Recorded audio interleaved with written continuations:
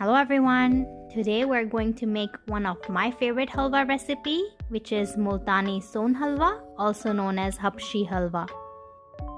So let's get started.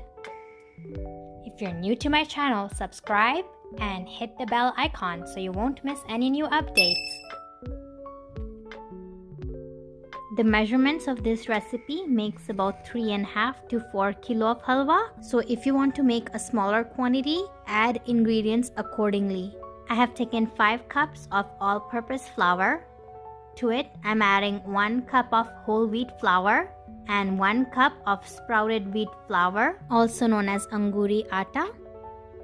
I have made this at home. It's very simple to make it. If you want to check out the video, I posted the link in the description box below.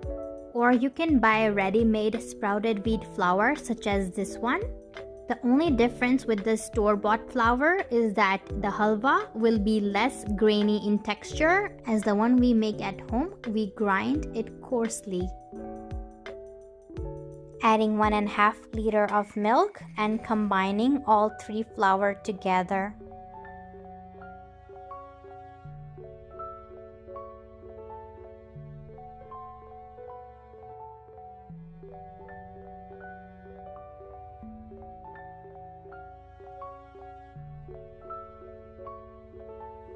In a pot, adding 1.5 liter of regular milk and 2 liter of 35% fat milk.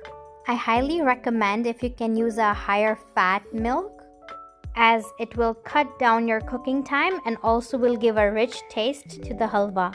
If you're using regular milk, make sure you take more quantity of milk than I have taken if you're making the same amount of halwa. This is what I'm using. Adding the flour mixture to the milk. Cook on low to medium heat so that you don't have to stir too much. Adding half cup of yogurt or dahi to spoil the milk and causing it to curdle.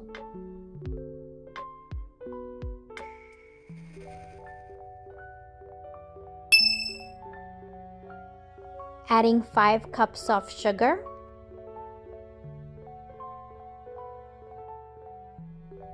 Once you add the sugar, the halwa will start turning into a brown color.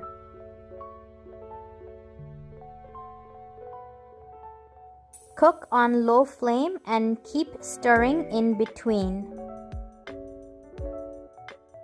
Adding 180 ml of ghee. Adding some chopped cashews and almonds. Adding 2 tablespoons of cardamom powder, also known as elaichi powder. Once the halwa turns this color and consistency, it means that the milk has reduced nicely. It will very quickly turn into dark brown color like this.